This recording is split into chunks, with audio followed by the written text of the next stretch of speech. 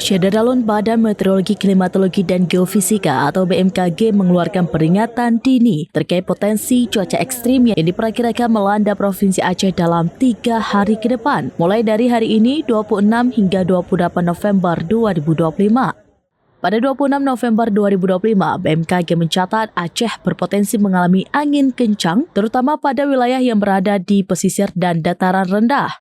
Kondisi angin kencang pada hari ini dapat memicu gelombang tinggi di perairan sekitar, serta meningkatkan risiko terhadap bangunan yang tidak kokoh, baliho, maupun pepohonan di pinggir jalan.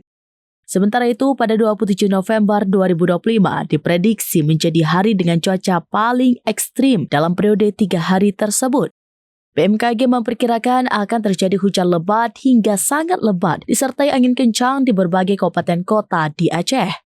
Hujan dengan intensitas tinggi dalam durasi panjang berpotensi menimbulkan banjir bandang, terutama di daerah aliran sungai dan wilayah yang sebelumnya sudah mengalami curah hujan signifikan.